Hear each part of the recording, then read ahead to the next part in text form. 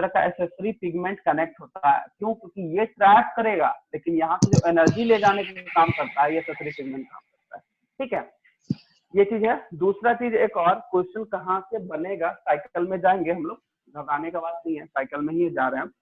दूसरा क्वेश्चन कहाँ से बनेगा, तो तुम लोग का क्लोरोफिल जो होता है वो कैसे डिटेक्ट करते हैं, तो एक मेथड है, क्रोमेटोफोर मेथड है, देखो उसमें एनसीईआरटी में होगा, जिसमें हर एक मतलब कि पिगमेंट का कलर दिया है। जैसे क्लोरोफिल ए ग्रीन कलर है, क्लोरोफिल बी कुछ अलग है, क्लोरोफिल सी कुछ अलग है, वो कलर को जरूर याद रखना।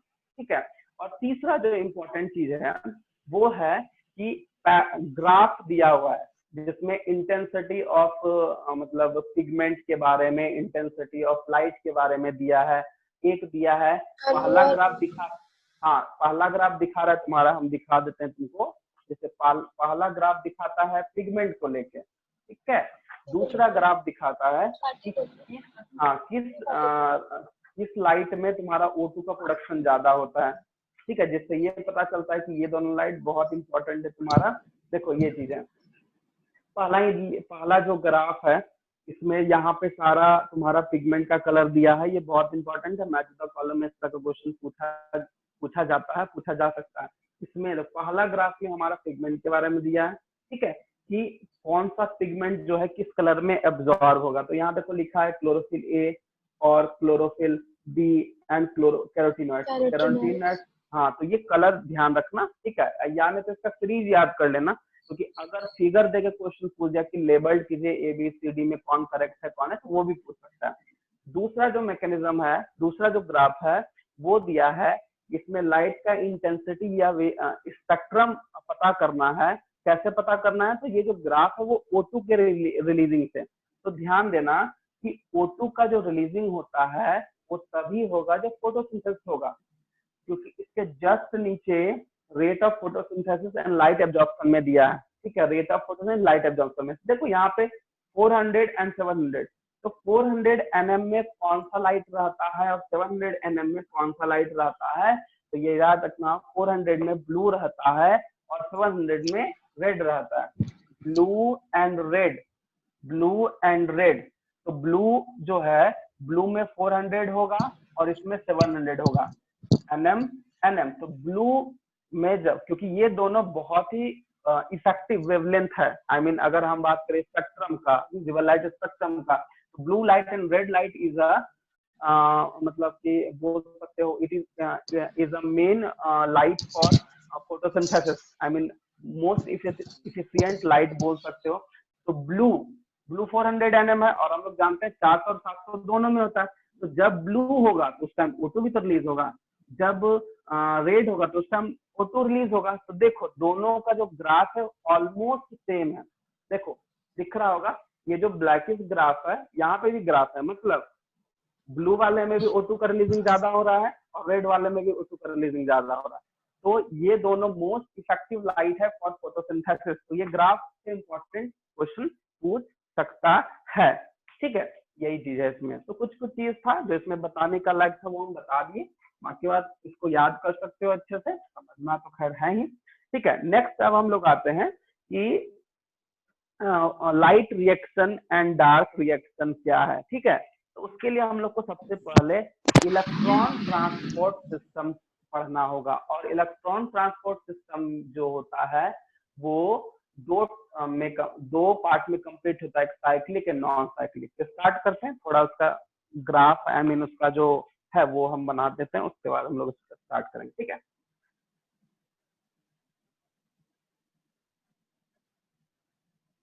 देखो सबसे फर्स्ट में जो फोटो फॉस्फोरिलेशन का मैकेनिज्म दे रहा है, इसका मतलब ये है कि पहले मतलब समझ लो फिर हम लोग समझेंगे ऐसा क्यों होता है। फोटो फॉस्फोराइलेशन, तुम लोग बता सकते हो कि फॉस्फोराइलेशन का मतलब क्या होता है? एटीपी का बनना। गुड, तो एटीपी का बनना, एटीपी फॉर्मेशन, क्यों? क्योंकि इसमें एडिशन ऑफ फॉस्फोरस होता है, एडिशन ऑफ इनऑर्गेनिक फॉस्फेट इसमें होता है। इनऑर्गेनिक फॉस्फेट हम लोग लिखते हैं, या फिर हम लोग कभी भी जब भी हम लोग एटीपी बनाएंगे तो पीआई लिखा जाता है, मतलब इनऑर्गेनिक फॉस्फेट। तो एडिशन ऑफ इनऑर्गेनिक फॉस्फेट के प्रोसेस को फॉस्फोरिलेशन बोलते हैं और इसी से एटीपी का फॉर्मेशन बनता है। तो दोनों वर्ड यूज कर सकते हो, कोई दिक्कत नहीं।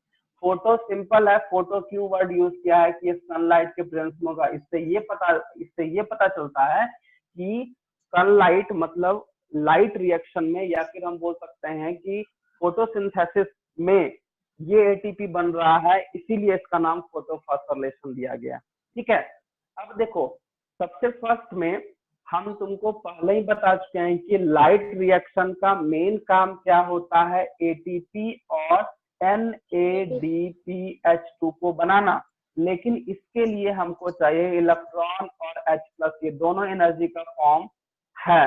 तो इलेक्ट्रॉन को जो है, इलेक्ट्रॉन का तो कोई यहाँ पे सोर्स नजर नहीं आ रहा है हमको, तो इलेक्ट्रॉन का सोर्स अलग है, लेकिन H+ का सोर्स दिख रहा है हमारा H2, वही ब्रेक करके H+ बनाता है। तो ठीक है, ये एक तरह का प्रोटॉन एनर्जी है, ये हमारा इलेक्ट्रॉन एनर्जी है, बट इलेक्ट्रॉन को ट्रांसपोर्ट कराना बहुत इंपॉर्टेंट है। इसी के लिए साइक्लिक एंड नॉन साइक्लिक जो मैकेनिज्म है वो हम लोग को पढ़ना है, जिसमें फोटोसिस्टम 1 एंड फोटोसिस्टम 2 दोनों अपने अपने जगह पे साइकिल पे वो काम करता है।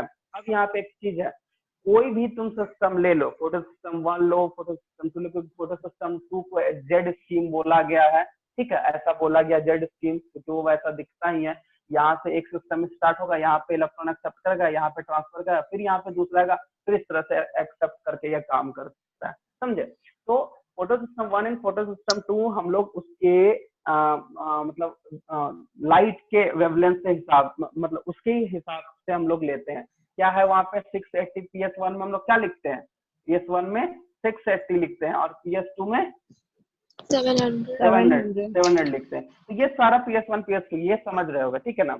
तो इससे फिर हम लोग आगे बढ़ते हैं वही साइक्लिक एंड नॉन साइक्लिक में। तो सिंपल है, फोटोफॉस्फोरिलेशन दो प्रोसेस है जिसका साइक्लिक एंड नॉन साइक्लिक पढ़ेंगे। साइक्लिक में जो फोटो सिस्टम है वो तुम्हारा फोटो सिस्टम 2 वाला काम करेगा। एक सेकंड, PS1 में 700 होता है ना।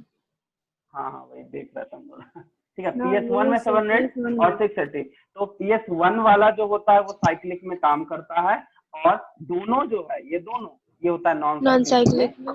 हाँ, तो सिंपल है, साइक्लिक होगा तो कहीं ना कहीं जहां से स्टार्ट होगा वहीं से आके उसको रुकना पड़ेगा, और इसमें कोई ऐसा है नहीं कि जहां से आया वहीं से ऐसा कुछ, इसको जेड स्कीम बोलते हैं। ये तुम ध्यान रखना, क्योंकि साइक्लिक नॉन साइक्लिक में पूछता है, नॉर्मली जेड स्कीम से क्वेश्चन रहता है। ठीक है, तो अब देखो जैसे हम बोले इलेक्ट्रॉन को ट्रांसपोर्ट करना है, जिसके लिए ETS जानना पड़ेगा, इलेक्ट्रॉन ट्रांसपोर्ट सिस्टम। देखो इलेक्ट्रॉन ट्रांसपोर्ट सिस्टम क्या है, एक ऐसा सिस्टम है जिसमें इलेक्ट्रॉन को लेके जाने का काम करता है, और उस सिस्टम में कुछ मॉलिक्यूल है जो उससे वो ट्रांसफर करता है। बस ये समझ लोगे सारा ETS वही काम करता है और कुछ ना काम करेगा। ठीक है, तो सबसे पहला अगर हम साइक्लिक की बात करते हैं तो हम एक ETS भी बना देते हैं। ठीक है, इसमें क्या क्या काम है। सबसे फर्स्ट में यहाँ C700 और एक है एंटीना। अच्छा, एंटीना मॉलिक्यूल का क्या काम है, हम यहाँ लाइट हार्वेस्टिंग कॉम्प्लेक्स है।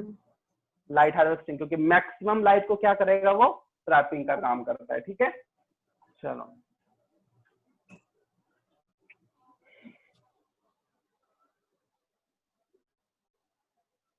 X और AE, बस इसका देखो, बस इसका कुछ समझना नहीं, बस ETS जो है ना साइक्लिक में क्या है, ये इस तरह से मूव करेगा और यहाँ पे आएगा, इस तरह से काम करेगा ये।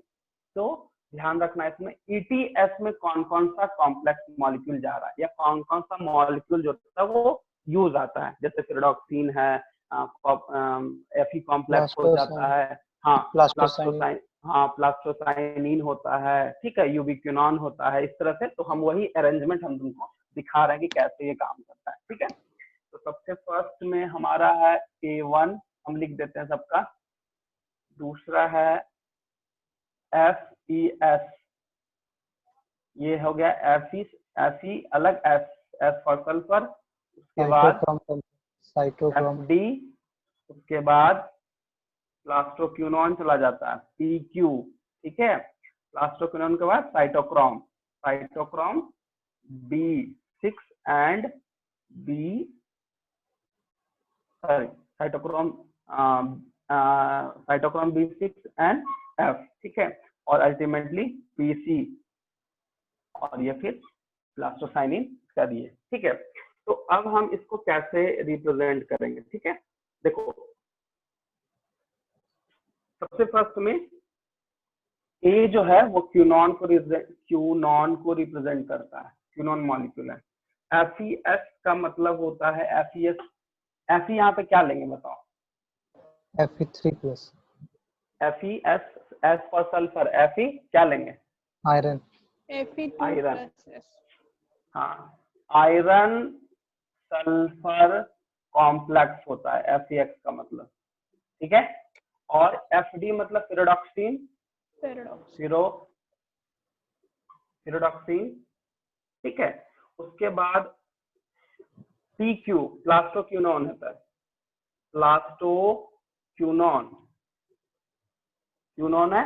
और साइटोक्रोम BNS कॉम्प्लेक्स जो है ये बस ये साइटोक्रोम CYT मतलब साइटोक्रोम है और कुछ है ही नहीं। और PC मतलब प्लास्टोसाइनिन, ठीक है। देखो ये जो भी है ये यहाँ से अगर हम स्टार्ट करें और PC तक ले, इसी को हम लोग बोलते हैं ETS। ये एक्चुअली एक ऐसा सिस्टम है जो इलेक्ट्रॉन को ट्रांसफर, एक तरह का कैरियर की तरह काम करता है, इसको लेके जाता है, और कुछ इसमें है नहीं, ठीक है। वही सेम चीज है तुम्हारा नॉन साइक्लिक में। तो साइक्लिक में हम एक दिखा दिए, और नॉन साइक्लिक में तुम उसको ETC जहाँ पे रहेगा ये दिखा सकते हो। बाकी एक्सेप्टर ऑफ इलेक्ट्रॉन जो है वो इलेक्ट्रॉन को एक्सेप्ट करता फिर फर्दर, क्योंकि इसके साथ एक और फिर कनेक्ट हो जाएगा। अगर हम इस तरह से बात करें तो एक और कनेक्ट हो जाएगा, तो यहाँ पे आता है 680 आ जाएगा, ठीक है।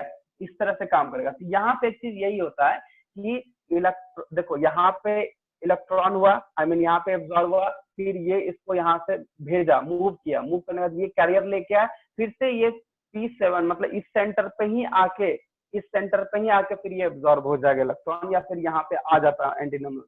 इसमें ऐसा कहीं नहीं होता, ये फर्दर प्रोसीड कर जाता है आगे के लिए, ठीक है। वो अलग अलग मतलब प्लांट के केस में बात कर सकते हैं, और ये ऐसा होता भी, ठीक है। तो साइक्लिक फोटोफॉस्फोरिलेशन में सिंपल सा है कि इस मीडियम में हमारा जो है रिटर्न बैक आ जा रहा है, एटीपी बन रहा है, इलेक्ट्रॉन आ रहा है, एटीपी बन रहा है, रिटर्न बैक आ जा रहा है। जो इसमें ऐसा कहीं नहीं, इसमें भी एटीपी बनेगा, क्योंकि ये जो भी प्रोसेस है वो फॉस्फोरिलेशन मतलब बोल सकते हैं फॉर्मेशन ऑफ एटीपी के लिए, या एडिशन ऑफ इनऑर्गेनिक फॉस्फेट के लिए आता है। जैसे मान लो एडीपी है प्लस पीआई, तो यहाँ चाहिए इलेक्ट्रॉन, तो यही इलेक्ट्रॉन यहाँ पे काम कर रहा है, बस। तो यही है तुम्हारा साइक्लिक। तो इसको याद कर लो, बाकी बात तुमको याद हो जाएगा। तो याद करने के लिए ये A1 जो क्यूनॉन हो जाएगा, ये आयरन सल्फर कॉम्प्लेक्स है, रेडोक्सिन है, और प्लास्टोक्यूनॉन है PQ, CYT cytochrome and plastocyanin PC, ये मतलब है, ये अल्टीमेटली P7।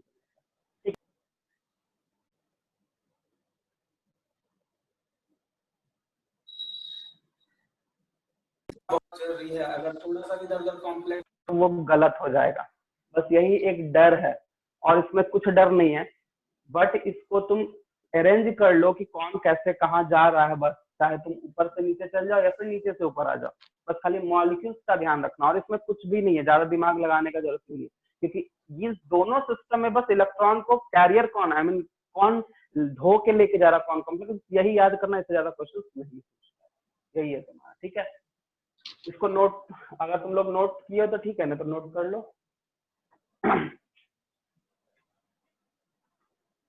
और एक और चीज है जो हम तुमको बताना चाह रहे थे, ठीक है, साइक्लिक एंड नॉन साइक्लिक, ठीक है। साइक्लिक में क्या बन रहा है हमारा एटीपी, लेकिन नॉन साइक्लिक में एटीपी के अलावा भी NADPH2 बनेगा।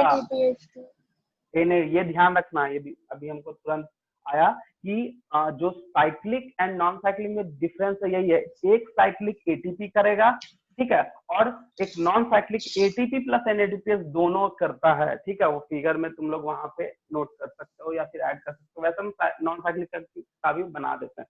इसको नोट करना है, मिटा दें। नोट करना है? नोट करें। हाँ नोट कर लो नोट, ठीक है, इसमें कुछ है नहीं, नॉन साइक्लिक में बता दें, नोट करो। इसमें मतलब इस चैप्टर में एक कैल्विन साइकिल बहुत इंपॉर्टेंट है, उसको करके जाना, उससे ज्यादा क्वेश्चन पूछा हुआ है, पूछ रहा है, हमें देख रहे हैं तो ठीक है। बाद की बात कैल्विन साइकिल एंड कैमो और कैमोसिंथेटिक है या फिर जो भी है, तो थालाक्वाइड में होता है, शायद कैमोसिंथेटिक ही है, कैमोस्मोटिक हाइपोथेसिस बस।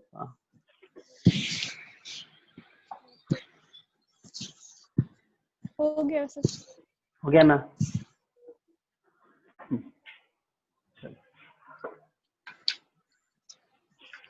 इसी में बना देते हैं इसको, नहीं इसको दूसरा ही बनाना पड़ेगा।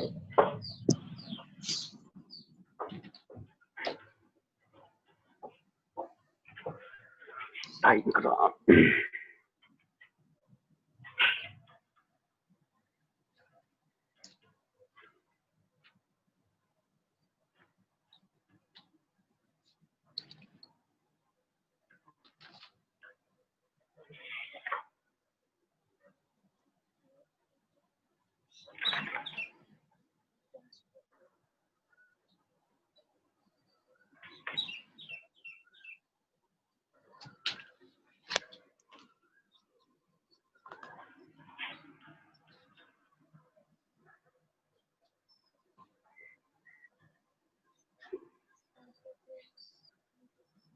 BNF कॉम्प्लेक्स PHE, यहाँ पे फिर PC जाएगा, हाँ PC जाएगा, उसके बाद ये चला जाएगा कहाँ पे, P700, ठीक है, P700 से फिर वही प्रोसेस में चला जाएगा, आयरन सल्फर कॉम्प्लेक्स। हाँ जिसमें हम लोग देखेंगे और AE है, ठीक है, और फिर उसमें वही है सारा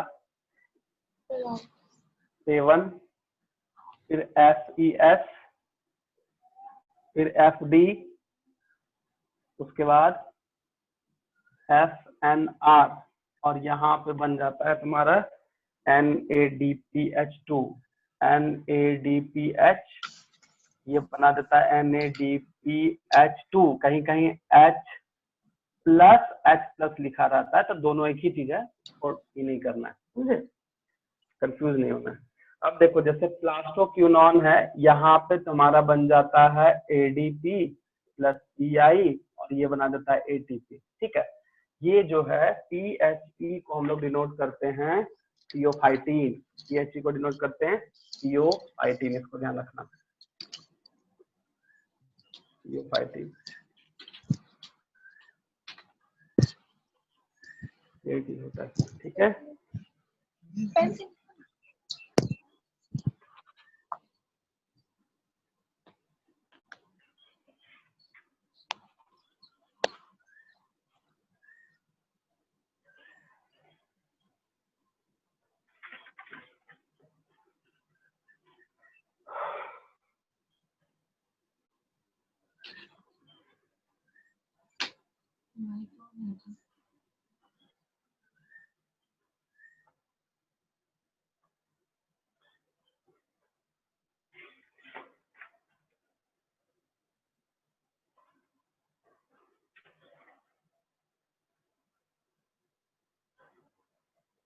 हो गया, इसको नोट कर लो।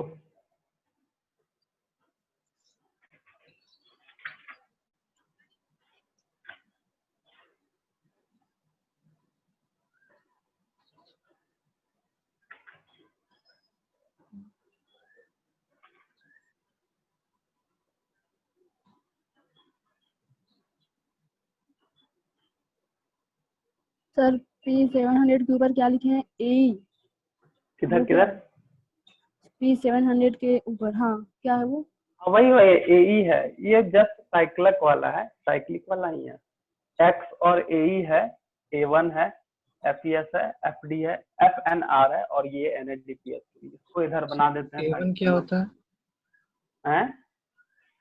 A1 वहाँ सर क्या है, रिप्रेजेंट कर रहे हैं? A1 हाँ। तो A1 कैसे, पहले तुम लिखाए थे ना, तुम नाम बोल रहे थे, बता देते थे।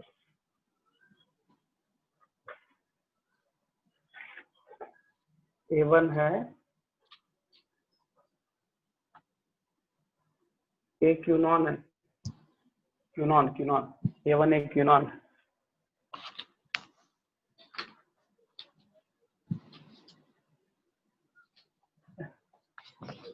यहाँ होगा NADP, NADPH2 लिख भी सकते हो, या फिर NADPH+H+, ये भी आ सकता है, कोई दिक्कत नहीं। A1 एक यूनॉन है, इसमें हम एंटीनल मॉलिक्यूल वगैरह नहीं लिखे हैं, तो डायरेक्टली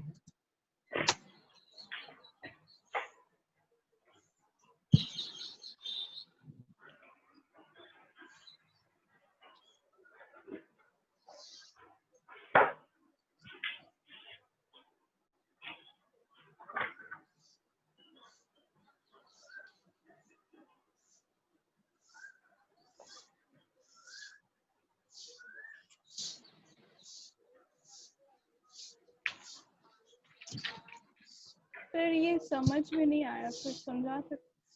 कौन सा, इसको नहीं समझ में आया? ओ सर। देखो इसमें समझना क्या है, देखो ये जो साइक्लिक वाला है ना, ये सॉरी P7 साइक्लिक में, सॉरी नॉन साइक्लिक में P680 वाला जो मॉलिक्यूल है वो ATP को बनाता है, ठीक है।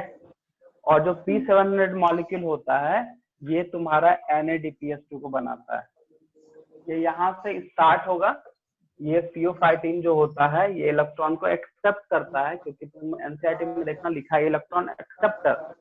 वो यहाँ से फिर प्लास्टोक्विनोन, साइटोक्रोम B, NPC, तो यहाँ पे ये जब इलेक्ट्रॉन मिलता है इसके तो ATP बना लेता है। ये फिर फर्दर आगे बढ़ेगा इलेक्ट्रॉन, P700 जो होता है वहाँ पे मॉलिक्यूल है, वो एंटीनल मॉलिक्यूल और क्लोरोफिल जो मॉलिक्यूल होता है, क्लोरोफिल का तो काम नहीं बट एंटीनल मॉलिक्यूल का जो काम होता है वो क्या करता है, वो इसको ट्रैप करता है, इलेक्ट्रॉन को लेता है। इलेक्ट्रॉन को जब देखो, ये भी एक तरह का स्पेशल मॉलिक्यूल पिगमेंट ही है जो इलेक्ट्रॉन को कैरियर करेगा, इलेक्ट्रॉन से बाइंड करेगा, क्योंकि तुम एनसीईआरटी में देखोगे यहाँ पे लिखा है इलेक्ट्रॉन एक्सेप्टर, ठीक है।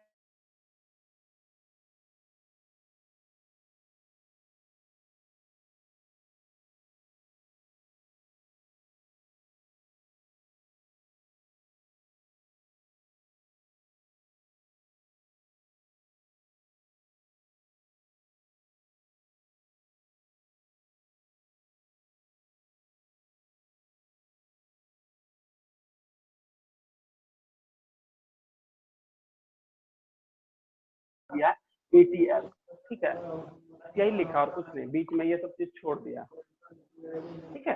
तो वो सब ट्रांसपोर्ट मॉलिक्यूल है, इलेक्ट्रॉन एक्सेप्टर। हाँ बस उसको कैरियर करके लेके जा रहा है और कुछ नहीं, ठीक है।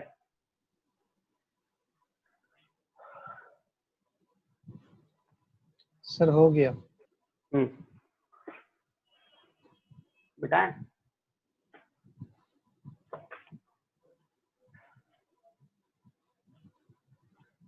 अब C3 एंड C4 साइकिल कुछ किसी को पता है, मतलब कुछ बताओ। C3 साइकिल का दूसरा नाम क्या होता है बताओ? किसका सर? C3 साइकिल का दूसरा नाम क्या होता है बताओ? TCA cycle. TCA साइकिल, इसी को हैचन-स्लेक साइकिल बोलता है। सर C3 साइकिल, हाँ C3 साइकिल, केल्विन साइकिल। हाँ केल्विन साइकिल सर। हाँ ठीक है, तो इसका दूसरा नाम केल्विन साइकिल, ठीक है। मेल्विन केल्विन जो दिया था वो तो ठीक है, ठीक है। इसमें भी ये 3 प्रोसेस होता है, और एक है तुम्हारा C4 साइकिल, ठीक है। C4 साइकिल में हम लोग देखते हैं डाइकार्बोक्सिलिक एसिड पाथवे जो हैचन-स्लेक पाथवे है, और C3 में केल्विन है, ठीक है। तो ये दोनों बता देते हैं क्या होता है, ठीक है। देखो केल्विन साइकिल का जो फेज है वो 2 फेज है, एक है तुम्हारा फोटोसिंथेटिक कार्बन रिडक्शन फेज, जिसको PCR साइकिल बोलते हैं, ठीक है। और फिर ये चला जाएगा तुम्हारा नेक्स्ट वाले में जो C4 साइकिल बोलेंगे, जिसमें हैचन-स्लेक साइकिल है, ठीक है। C3 cycle and C4 cycle में होता क्या है ये समझ लो पहले, ठीक है। देखो एक्चुअली में C4 साइकिल में क्या लिखा है कि इसमें लिखा हुआ है कि RUBP का रीजनरेशन करना होता है। अगर RUBP का रीजनरेशन नहीं करेंगे, अच्छा RUBP का क्या काम होता है बता दो। ऑक्सीजन एक्सेप्टर, ऑक्सीजन की CO2 acceptor. CO2 acceptor.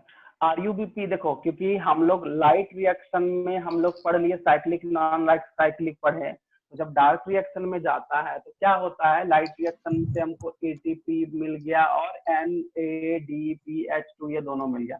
NADPH2 is a reductive agent या रिडक्टिव पावर बोल सकते हैं, या रिड्यूसिंग पावर बोलते हैं, और ATP इज डायरेक्टली हम लोग इसको बोलते हैं एनर्जी, ठीक है। ये चीज बोल रहे हैं हम लोग यहाँ पे बना लिए, O2 भी बन गया, ठीक है। अब ये दोनों का काम है कहाँ, डार्क रिएक्शन में, कहाँ है, डार्क रिएक्शन में। लेकिन यहाँ पे जब CO2 सिर्फ काम होता है, जब CO2 का वर्क होता है, और CO2 जब एक्सेप्ट करने वाला मॉलिक्यूल है वो RUBP, ठीक है। बिना RUBP के ये ग्लूकोज में कन्वर्ट नहीं हो सकता है, ठीक है। अगर ये RUBP में नहीं होगा तो ये अल्टीमेटली रिड्यूस नहीं कर पाएगा। अगर रिड्यूस कराना है तो RUBP से उसको बाइंड कराना पड़ेगा। इसलिए CO2 का जो एक्सेप्टर वो RUBP वो हमेशा क्या करता है, रीजनरेट होते रहता है, और उसी में दोनों कनेक्शन है C3 एंड C4 साइकिल, जिसमें कैल्विन और हेटनस्लेक पाथवे बोलते हैं, ठीक है।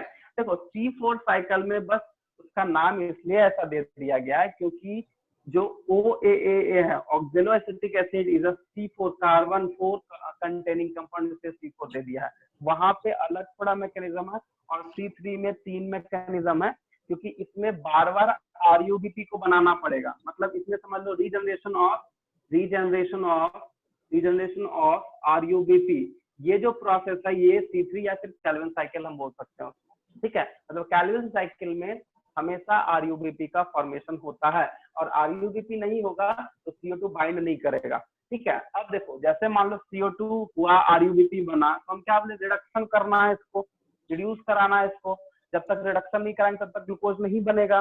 रिडक्शन के लिए हमको रिड्यूसिंग एजेंट चाहिए, ये सामने मेरे है रिड्यूसिंग एजेंट, और साथ साथ में एनर्जी भी चाहिए, ये ATP है, वहां दोनों मिल गया, वो ग्लूकोज बन गया। तो अल्टीमेटली RUBP का कैसे यूज होता है, कैसे रीजनरेट होता है, वो हम कैल्विन साइकिल में देखेंगे, ठीक है। तो कैल्विन साइकिल जो होता है वो 3 फेज में कंप्लीट होता है, जिसको हम लोग 3 फेज में कंप्लीट होता है, जिसको हम लोग बोलते हैं फोटोसिंथेटिक कार्बन रिडक्टिव फेज या रिडक्शन फेज, ठीक है। PCR साइकिल भी इसको बोला जाता है। क्या होता है समझो, इसका हम साइकिल बना के बता देते हैं, ठीक है।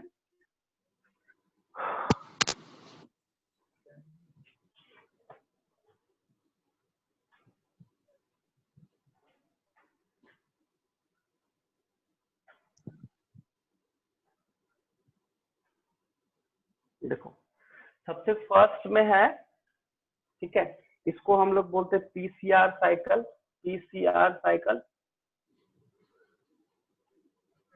या फिर हम लोग इसको बोलते हैं कैल्विन साइकिल, ठीक है। PCR साइकिल इसीलिए क्योंकि फोटोसिंथेटिक कार्बन रिडक्शन फेज है। अब देखो इसी में तुम्हारा, ठीक है, इसको 3 फेज में बांटा गया है।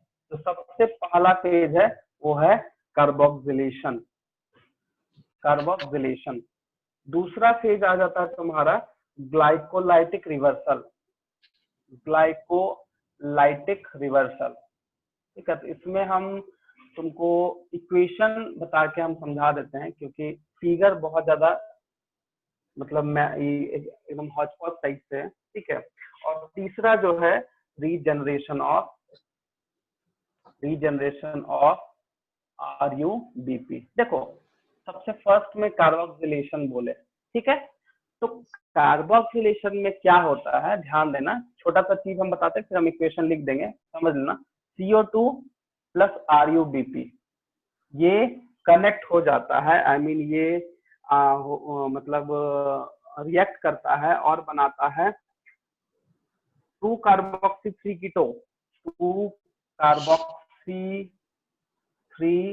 कीटो, ठीक है, 1,5 1,5 बाय फॉस्फोरिबोटॉल, ये बना देता है, ठीक है, जो कि ये अल्टीमेटली रिएक्ट करता है, ठीक है, H2O के साथ, और ये बनाता है 2PGA, ठीक है।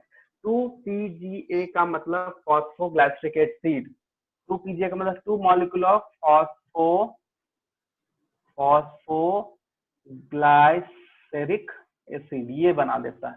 लेकिन यहाँ पे भी हमको एंजाइम का जरूरत पड़ता है, बिना एंजाइम का हम लोग काम नहीं कर सकते हैं, ठीक है। तो एंजाइम क्या होगा, तो वो होगा रुबिस्को, क्या होगा, रुबिस्को, और इस एक्टिव एंजाइम को एक्टिवेट करना है Mg2+, ये पहला इक्वेशन खत्म। हम क्या होता है CO2 के साथ RuBP, यहाँ पे RuB ऑलरेडी है, इस मैकेनिज्म में RuBP ऑलरेडी है, वो CO2 के साथ एक्सेप्ट किया, ये रुबिस्को लिखना था हम राइबोलोजिक, ठीक है, रुबिस्को, ये Mg2+ इसमें कन्वर्ट हुआ, और ये अल्टीमेटली अगर हम H2O यहाँ पे जोड़ दे तो ये बना लिया 2PGA।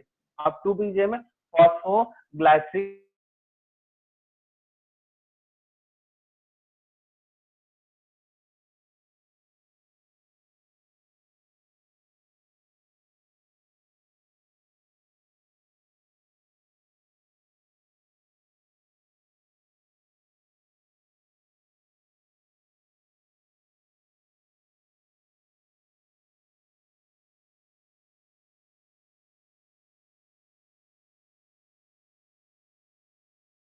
करेगा 1,3 बाय फॉस्फोग्लाइसरिक एसिड में ये कन्वर्ट हो गया, ठीक है। अब फिर ये अल्टीमेटली नेक्स्ट जो है ग्लाइसरल्डिहाइड 3-फॉस्फेट में कन्वर्ट होगा, ग्लाइसरल्डिहाइड 3-फॉस्फेट में कन्वर्ट हो गया। अब ये ग्लाइसरल्डिहाइड 3-फॉस्फेट में फिर कन्वर्ट होना तो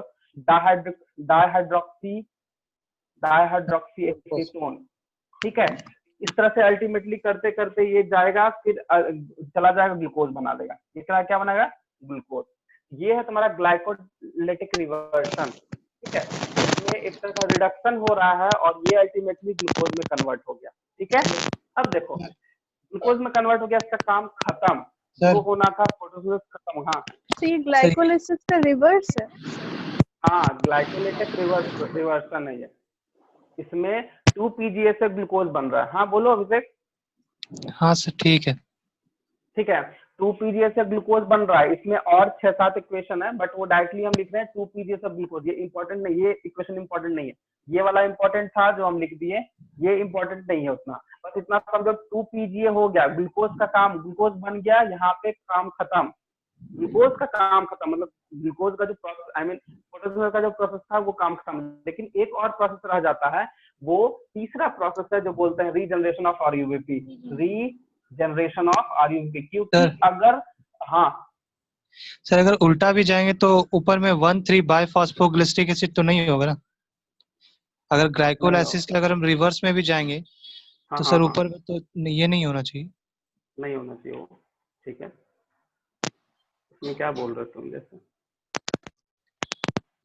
सर ये वहां से अगर रिवर्स जाए ग्लाइकोलाइसिस का तो ग्लूकोज है, एक्चुअली रिवर्सन जो बोल रहा है ना, हाँ सर, ये रिवर्सन किसका ले रहा है, रेस्पिरेशन का,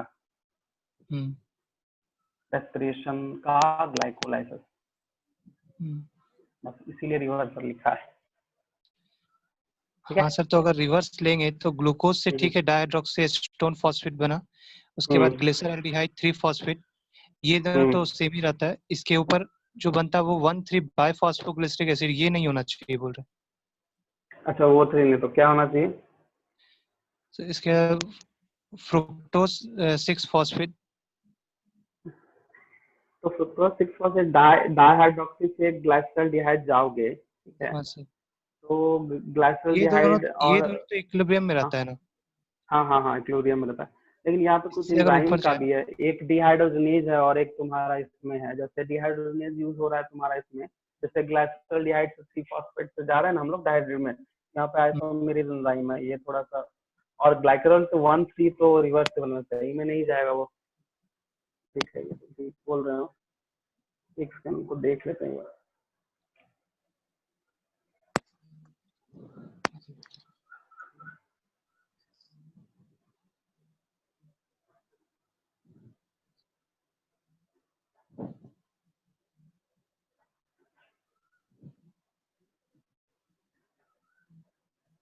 तो उल्टा ही ना जा रहे तो सही है। उल्टा, हाँ तो तो टू वो तो ठीक बोला पीजीए से तो वैसे। 1 उल्टा ही जा हाँ रहे। ठीक है वो तुम्हारा सही है, बट यहाँ पे बोलना है ग्लाइसरॉल्डिहाइड 3 फॉस्फेट से 1,3-बाइफॉस्फोग्लिसरिक एसिड कैसे जाएगा। यहाँ तक तो सब सही है, वो तो वो भी बोल रहा है, ठीक है।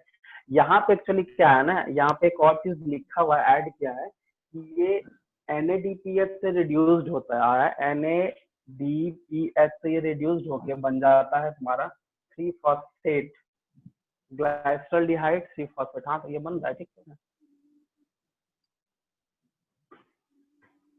ग्लाइसरॉल्डिहाइड 3 फॉस्फेट डिहाइड्रोजनेज एंजाइम काम कर रहा है, हाँ ये रिड्यूस्ड हो रहा है तो वहाँ ऑक्सीडाइज हो जाएगा। देखना होगा इसको, सही बोल रहा है, ये वाला प्रोसेस थोड़ा देखना होगा। लेकिन ये ठीक तो है जी, इसमें कहाँ कुछ गड़बड़ा रहा है, ठीक तो है। देखो NADPH से यहाँ रिड्यूस हो रहा है ना, तो ये बना रहा है, तो इसको रिड्यूस, हाँ ग्लिसरॉल्डिहाइड 3 फॉस्फेट, उसके नीचे डाइहाइड्रोक्सी एसीटोन फॉस्फेट, ये करते करते हाँ। नीचे पायरुविक एसिड बन जाता है। इसके बाद ये जब पायरुविक नीचे एसिड जाता है बनेगा। तो नहीं, इसके बाद मीट 1,3 बाय डाइहाइड्रोक्सी एसीटोन फॉस्फेट, इसके बाद आता है 1,3 बाय फॉस्फोग्लिसरिक एसिड, इसके बाद आता है। डाइहाइड्रोक्सी के बाद 1,3 बोल रहा है तुम। हाँ नहीं ऐसा तो नहीं है, क्योंकि यहाँ पे जो है लिख रहा है कि डाइहाइड्रो ऑक्सीएसीटोन जो है 3 फॉस्फेट ये एल्डोज के हेल्प से फिर चला जाएगा फ्रुक्टोज 1,6 बाइफॉस्फेट में, फ्रुक्टोज से फिर चला जाएगा फ्रुक्टोज 6 फॉस्फेट में, फिर ग्लूकोज 6 में, फिर ग्लूकोज बनेगा। सर वही बोल रहे हैं, फ्रुक्टोज 1,6 बाइफॉस्फेट यही बनना चाहिए, यही बोल रहे हैं। हाँ यही बन रहा है। हम तो अरे ये पूरा भी नहीं लिखे हैं ये पूरा नहीं लिखे हैं, हम तो बोल तो रहे हैं, हमको वही लगा कि यहाँ हो तो रहा है, ठीक है। ये पीरियड आएगा, हम ग्लूकोज हम लिख दिए हैं, इसमें बोले तो और है 3-4 इक्वेशन, ये ग्लूकोज डायरेक्ट नहीं जाएगा। हम वही तो बोले, ठीक तो बोल रहे, डाइहाइड्रोक्सी से वो फिर 1,6 जाएगा ना, ठीक है, फिर 1,6 से हाँ फिर ठीक है, मतलब हम पूरा नहीं लिखे हैं वो, ये ठीक है वही तुमको लगा ये तो ठीक जा रहा है, और ये चीज है डाइहाइड्रोक्सी हम यहाँ समझ रहे थे, बट यहाँ जो है ना, यहाँ के बाद फिर है 1,6 है तो 6 है। हम तो बोले कि इक्वेशन है यहाँ पे 3-4 इक्वेशन है, और उसके बाद अल्टीमेटली वो ग्लूकोज में जाएगा, ये हम तो बोले। वो तो हम भी जान रहे कि डायहाइड्रोक्सी से ग्लूकोज डायरेक्ट नहीं जाएगा, 1,6 फ्रुक्टोज जाएगा, फिर 6 जाएगा, फिर उसमें 6 के बाद फिर तुम्हारा ग्लूकोज 6 फॉस्फेट फिर ग्लूकोज जाएगा, ठीक है, समझ में आया। यहाँ के लिए पूरा क्वेश्चन नहीं लिखे, हम क्लियर करते हैं, ठीक है।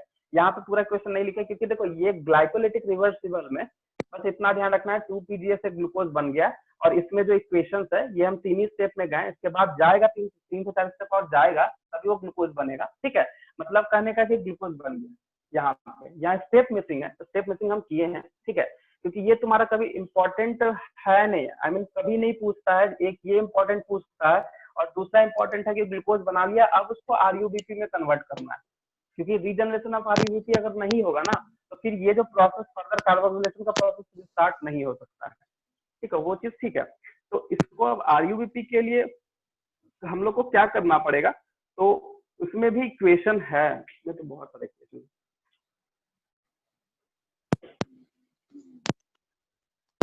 लिख दें, इक्वेशन जिनको काम का है नहीं।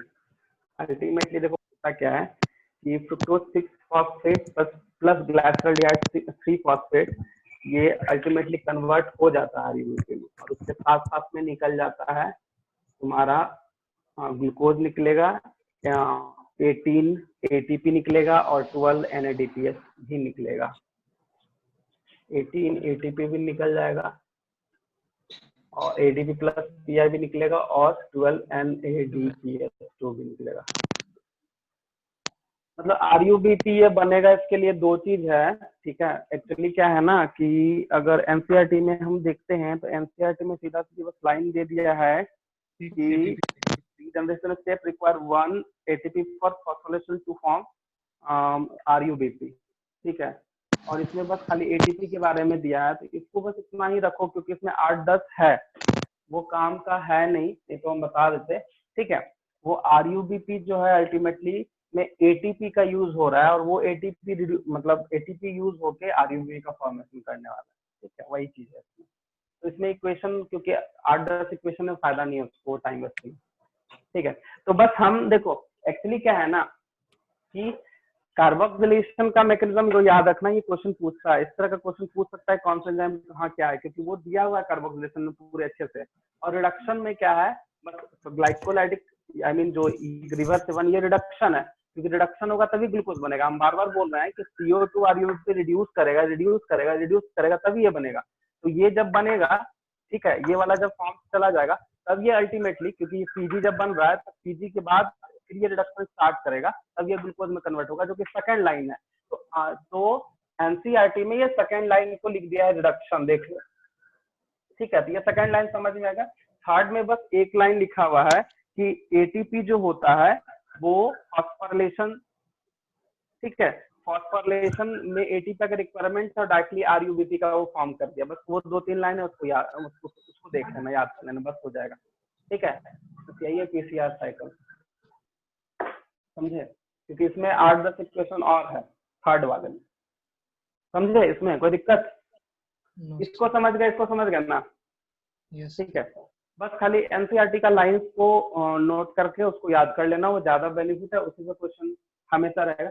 और तीसरे वाला साइकिल में तो 8-10 इक्वेशन है, तो उसको नहीं बनाया। ठीक है, तो बस वहाँ एटीपी का यूज करके आरयूबी फॉर्म कट जाएगा। और नेक्स्ट में हमारा एटीपी बना है, ठीक है, तो एटीपी को वहां पे काउंट करके तुम लिख सकते हो। जैसे 12 NADPH2 है, इसका मतलब कितना हुआ, 36 एटीपी यहीं पे ऑलरेडी फॉर्मेशन हो गया। ठीक है, ये एटीपी और बना ही रहा है, समझे, यही। ठीक है, तो मिटाएं? Yes sir. ठीक, समझ में आया ना जी? आज कुछ नहीं ना हुआ? नाइस। ज्यादा इक्वेशन हो गया, चलो ठीक है। अब एक है तुम्हारा हैच एंड स्लैक साइकिल। अच्छा, हैच एंड स्लैक साइकिल में हम उसको साइकिल बना के तुमको समझा देते हैं, ठीक है, क्योंकि उसमें तुम्हारा 3 पार्ट है, 3 पार्ट में कौन कौन कहाँ पे कर रहा है वो जाएगा।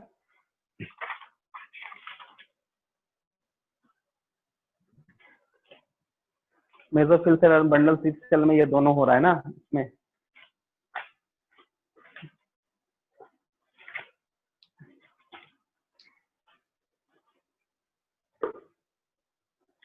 डायग्राम बहुत ज्यादा है, चलो कोई बात नहीं।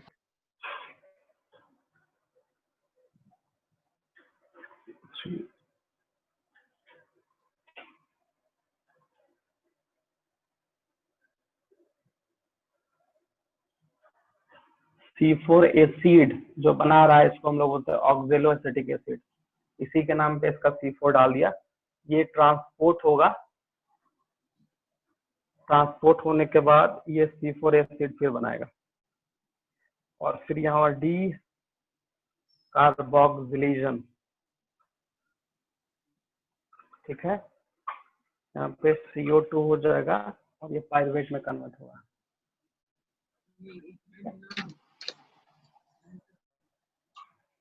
ये फिर ट्रांसपोर्ट होगा।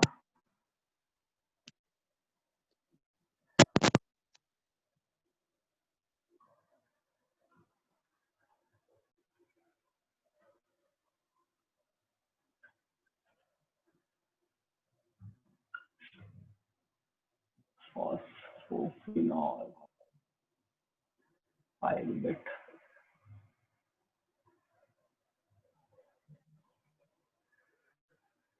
तो ये जो है हमारा है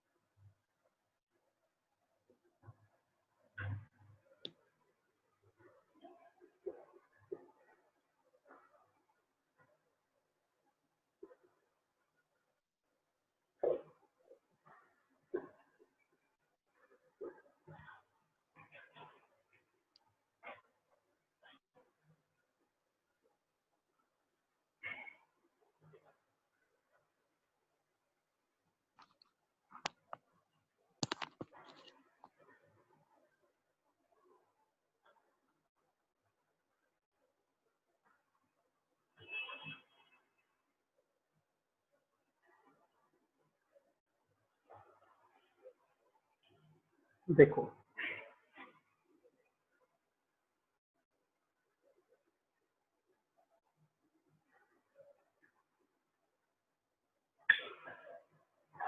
इसमें क्या करना है, इसमें क्या देखना, देखो जैसे HCO3 है, सबसे पहले प्राइमरी एक्सेप्टर मेसोफिल सेल में CO2 आएगा, ठीक है, और HCO3 से ये रिएक्ट करेगा और ये फॉस्फोक्विनोल पायरुवेट के साथ बाइंड करके सबसे पहला जो प्रोडक्ट है C4 एसिड, जिसको हम लोग बोलते हैं ऑक्जेलो एसिटिक एसिड, ये ऑक्जेलो एसिटिक एसिड फिर चला जाएगा बंडल सी सेल में। जब इसका वस्कुलर सिस्टम पढ़ोगे तो हम बता देते हैं, ये मान लो बंडल सी सेल है और ये इसके साथ मेसोफिल सेल का कनेक्शन है, तो इस दोनों के बीच में ये ट्रांसपोर्ट का मैकेनिज्म होता है, ठीक है। तो C4 एसिड में OAA बनेगा, OAA ट्रांसपोर्ट हो जाएगा, प्लाज्मोडेस्माटा है, ये ट्रांसपोर्ट होगा, ट्रांसपोर्ट के बाद फिर से यही C4AA है, ये यहाँ पे होगा डी कार्बोक्सिलेशन, जिसके साथ ये CO2 आ गया, ये बन गया पायरुवेट। अब जब पायरुवेट जो होता है, पायरुवेट फिर ट्रांसपोर्ट होगा यहाँ पे मेसोफिल सेल में, और पायरुवेट फिर से रिजनरेट कर देगा। रीजनरेशन जो है, देखो ट्रांसपोर्ट कहने का मतलब ये पायरुवेट ट्रांसपोर्ट हो रहा है, ये बंडल सेल से कहाँ जा रहा है, मेसोफिल सेल में। अब ये फिर पायरुवेट जो है इसी के हेल्प से बनेगा फॉस्फोक्विनोल पायरुवेट, ये रीजनरेशन है। और पायरुवेट से जब ये कन्वर्ट होता है इसमें, इसी प्रोसेस को रीजनरेशन में, फिर ये इस तरह CO2 के साथ होते होते इस तरह से ये मैकेनिज्म हमेशा करते रहेगा। बस यही है तुम्हारा C4 साइकिल, और इसमें कुछ है नहीं, ठीक है। बस सर डाइमॉर्फिक क्लोरोप्लास्ट का मतलब?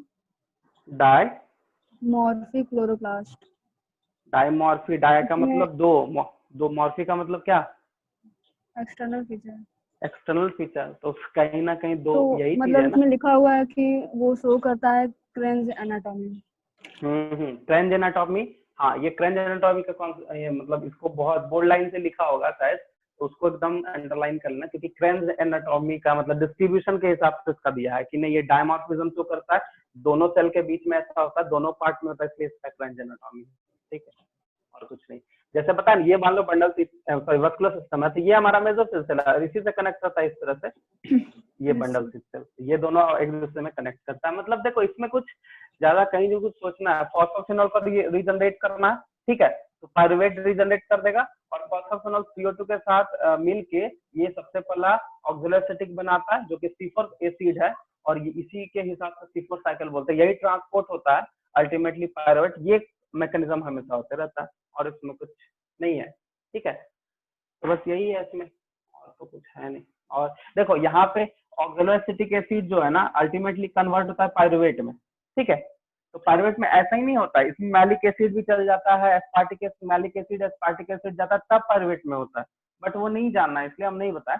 C4 से यहाँ आने में उसको एस्पार्टिक एसिड बनाना है, मैलिक एसिड बनाना है, तब पायरुवेट में हो जाएगा, फिर पायरुवेट पे ट्रांसफर होगा, तब ये रीजनरेट करेगा, तो वो चीज नहीं है, ठीक है। डायरेक्टली यहाँ लिख दिया ऑक्सिलो एसिटिक एसिड CO2 के हेल्प से क्या बनाएगा पायरुवेट, मतलब CO2 को यहाँ पे ये कर देगा, फिक्स कर देगा, आई मीन उसके साथ मिलके pyruvate, I mean decarboxylation process से पायरुवेट बना लेगा, बस यही है। साइकिल वगैरह में ज्यादा एक्स्ट्रा कुछ नहीं जानना होता है, ठीक है, ठीक है। और कुछ इसमें यही साइकिल है, इसको बना, हाँ एक चीज और है, फोटोसिंथेसिस एंड रेस्पिरेशन का दोनों कंपैरिजन होगा, तो एक बार पढ़ लेना, देखना कहाँ क्या है उसमें, और जो उसका ATP NADPH तो सारा बता ही दिए, कहाँ बनता है कैसे बनता है, उसी सबसे क्वेश्चन आएगा, और उसमें कुछ नहीं है, ठीक है। तो ये चैप्टर आज खत्म हो गया, नेक्स्ट क्लास, आज तुम लोग का टेस्ट था क्या? नो सर, टेस्ट आज कल ना? यस, आज ही था टेस्ट।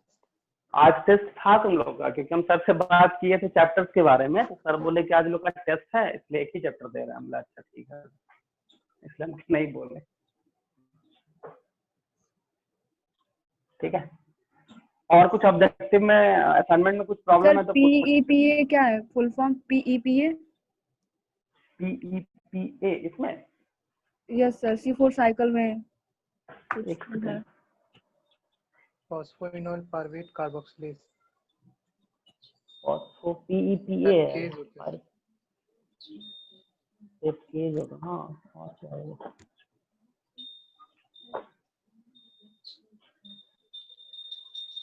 एक केज, हाँ ठीक बोल रहा है।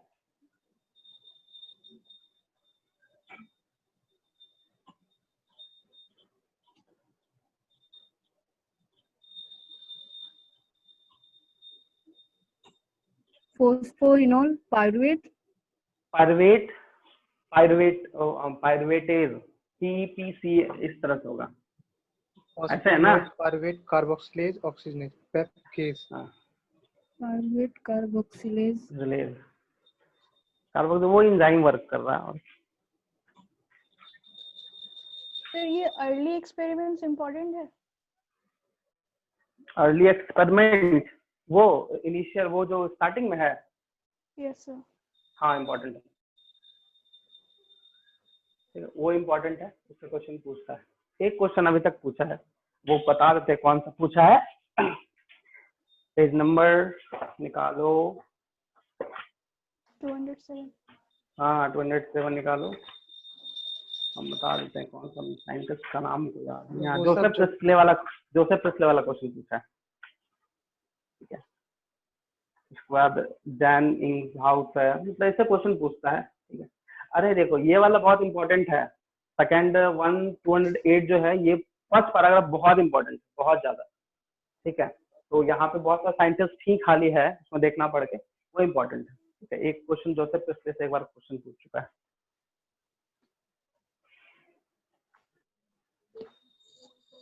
ठीक है। और अब ये असाइनमेंट में कुछ दिक्कत किसी को?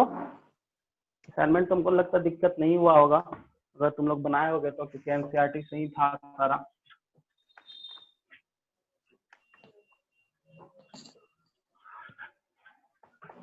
तुम लोग का असाइनमेंट जो क्वेश्चन मिला है ना, वो तुम 40-50 के बाद जो भी क्वेश्चन है उसको एक बार बना लेना, क्योंकि उसमें कुछ कुछ क्वेश्चन है जो तुम्हारा डायरेक्ट क्वेश्चन पूछ सकता है, उससे उस तरह का क्वेश्चन बनता है, ठीक है। हम क्वेश्चन देखे थे, टोटल 120 और 29 क्वेश्चन था। तो 60, 50, 60 के बाद जो क्वेश्चन है ना, वो डायरेक्टली तुम्हारे रिएक्शन से क्वेश्चन है, वो कैसे घुमा रहा है, कैसे कर रहा है, सारा क्वेश्चन उसमें है थोड़ा, तो उसको एक बार थोड़ा सा रिवाइज तुम कर लेना, ठीक है ना, वो ज्यादा सही रहेगा।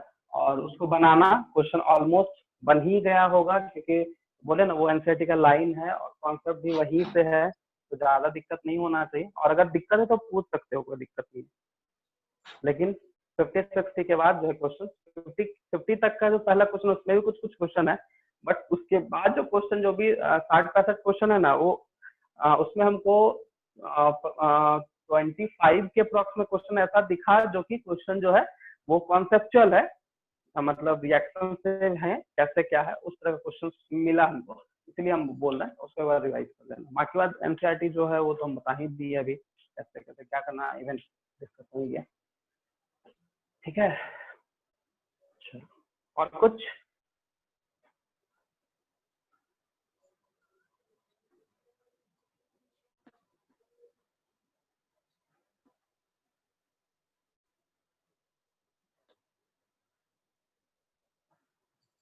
सर आप ही पूछिए, क्वेश्चन पूछिए सर। बता दो दिए तुम लोग को क्वेश्चन, कुछ क्वेश्चन पूछ लें, अच्छा रुको कोशिश करते हैं, कुछ क्वेश्चन निकालते हैं, रुको।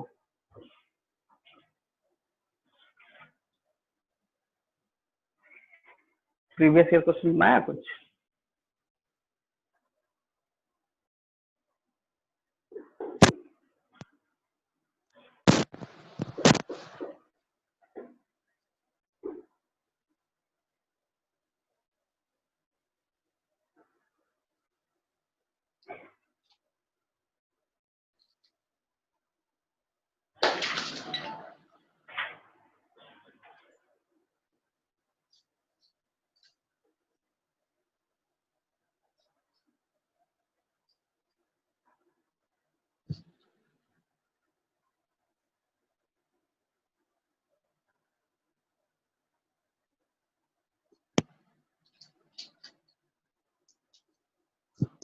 अच्छा एक बात बताओ, तुम्हारे पास 4 ऑप्शन हम लिख रहे हैं, ठीक है, उसमें बताना है कौन सा प्रोडक्ट जो है वो लाइट रिएक्शन में नहीं होता है।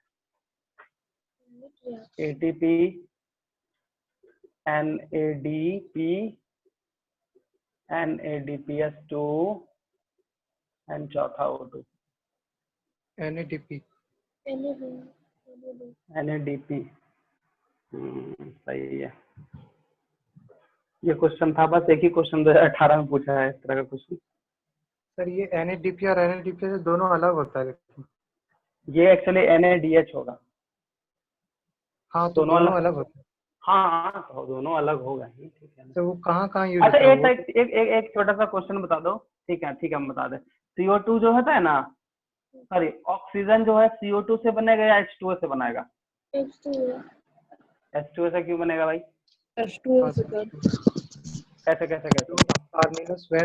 कार्निलस वैन नील एक्सपेरिमेंट ये करके बताए थे कि वहाँ H2O से ही आता है वो O2। एक्चुअली में H+OH- है ना, ये OH- फर्दर ऑक्सीडाइज होता है ना, ठीक है। इसका मैकेनिज्म है कि हाइड्रोजन पर H2O2 बना लेगा, फिर ये फर्दर होगा तब O2 भी बनाएगा, 4 इलेक्ट्रॉन भी देगा, 4 हाइड्रोजन भी दे देगा।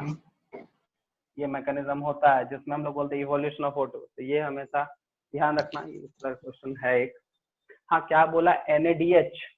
हाँ ये दोनों अलग कहाँ रहता है, ये हम भी देखे थे एक बार।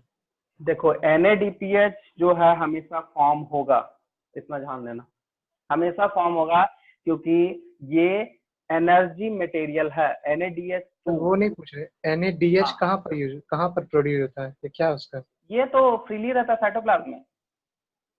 NADH। हाँ ये रहेगा, ADP रहेगा, ये सब फ्रीली रहता है प्रेजेंट, और कुछ है नहीं इसका। क्योंकि ये क्योंकि ADP का जब तक ये ATP में नहीं बनेगा तो इसका यूज नहीं, उसी तरह इसका इसमें हेल्प करता है, कुछ है नहीं ऐसा। तो मैकेनिज्म तो खैर बहुत सारा है, कहीं ना कहीं यूज होगा ही होगा, ठीक है। बट नॉर्मल ऐसे बात है तो फ्रीली साइटोप्लाज्म प्रेजेंट होता है। देखो 2-3 चीज है, जैसे ADP है, ठीक है, वो फ्रीली है। NADH देख लिया यहाँ पे, वो फ्रीली है। एमिनो एसिड है, वो फ्रीली प्रेजेंट है। तुम लोग पढ़ा होगा ट्रांसलेशन, पढ़ा है ट्रांसलेशन 12th में। तो ट्रांसलेशन में क्या रहता है? पहला प्रोसेस बताओ तो, पहला प्रोसेस होता क्या है ट्रांसलेशन में? Amino acetylation. हाँ एमिनो एसिटाइलेशन में मतलब क्या आता है? उसको हम लोग क्या बोलते हैं? एक्टिवेट हो रहा है, एक्टिवेशन ऑफ एमिनो एसिड। तो ये एमिनो एसिड रहता कहाँ? फ्रीली रहता साइटोप्लाज्म में, कहीं से ये रहता नहीं। एक्टिवेट होगा, उसके बाद एक्टिवेट के साथ फिर क्या होगा? ये tRNA के साथ कनेक्ट होगा, ऐड होगा। अब ये फिर tRNA चल जाएगा राइबोसोम में, mRNA के साथ एंटीकोडन कोडन बना के उसका एमिनो एसिड बना के फिर वो पेप्टाइड बना के उसको प्रोटीन बना लेगा। ये सब जो नॉर्मल क्या प्रेजेंट है, ये फ्रीली प्रेजेंट होता है, ठीक है। Yes sir. हाँ ये चीज है। ट्रांसलेशन और ट्रांसक्रिप्शन दोनों का क्वेश्चन जो है बहुत बहुत ज्यादा इंपॉर्टेंट है, क्योंकि दोनों का क्वेश्चन हमेशा रिलेट करता है। तो फिंगरप्रिंटिंग और डीएनए फिंगरप्रिंटिंग ऐसा अगर आप बता दीजिएगा। बता देंगे टेंशन नहीं। डीएनए फिंगरप्रिंटिंग और जो पूछ रहे हो फिंगरप्रिंटिंग में ना, ह्यूमन जीनोम। ह्यूमन जीनोम क्या है? कुछ नहीं है उसमें, खाली बस यही है कि वो जीन जो जीनोम जो भी प्रेजेंट है ह्यूमन का, उसका मतलब उसका स्टडी करने में वो प्रोजेक्ट काम आया था। बहुत पैसा भी खर्च हुआ था पहले, बाद में धीरे धीरे रिड्यूस हुआ। उसमें सबसे ज्यादा थियोरेटिकल है। हाँ लैक ऑपेरॉन भी इम्पोर्टेंट है, तो वो हम लोग बात करेंगे जब आएगा। टाइम आ ही गया है हम लोग का, 12th में जाएंगे। 12th को तो बहुत इंपॉर्टेंट है, क्योंकि 12th में तुम्हारा 60% क्वेश्चन 12th से रहेगा, ठीक है। अगर हम 90 क्वेश्चन की बात करें, ठीक है, तो मान के चलो इसमें 50-55 क्वेश्चन रहता है एनसीईआरटी से, वही सॉरी 12 पोर्शन से एनसीईआरटी से रहता है, 12 पोर्शन से रहता है। चैप्टर्स तो वहाँ कम है। हाँ तो क्या हुआ? चैप्टर्स में तो क्या हुआ? क्योंकि हाँ वो उतना मत सोचो, क्योंकि इकोलॉजी यूनिट से दे देगा 15-16 क्वेश्चन, ठीक है। बायोटेक से भी आता है।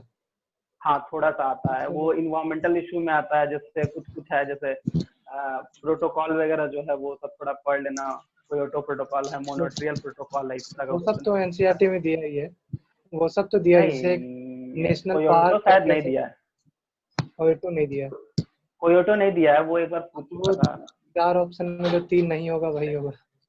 हाँ ये चीज है, मतलब देखो ईवीएस जो है ना, मतलब इक्वलॉजी जो है ना बहुत इजी है, लेकिन है कि थोड़ा सा याद करने वाला जो चैप्टर है वो बायोडाइवर्सिटी पूरा याद ही करना है भाई, कहाँ से कितना डिग्री जाएंगे तो कौन सा चीज मिलेगा, इस तरह का क्वेश्चन हमेशा रहता है। नेशनल पार्क करके कुछ और, नेशनल पार्क करके सब एक्स्ट्रा क्वेश्चन रहता है, वो सब एक आध दो रह जाता है। ठीक है, एक्चुअली देखो वो रिलेट करता है तुम्हारा क्या है ना कि मतलब उससे 11 का फर्स्ट चैप्टर से, वहां पे है ना जूलॉजिकल पार्क, बॉटनिकल गार्डन, तो कुछ कुछ इम्पोर्टेंट चीज होता है जो कि हमको याद रखना चाहिए। ठीक है, तो उस तरह से जीके जीएस थोड़ा काम आता है वहां पे, तो वहां से क्वेश्चन पूछता है। कुछ कुछ है प्रोटोकॉल वगैरह, समरी वगैरह भी थोड़ा एक बार रीड कर लेना कि बायोडाइवर्सिटी का समरी में थोड़ा डिफरेंस है।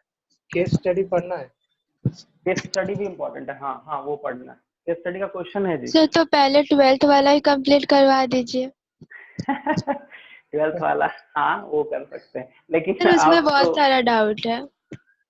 12th में तो खैर तुम्हारा जेनेटिक्स में बहुत डाउट होगा।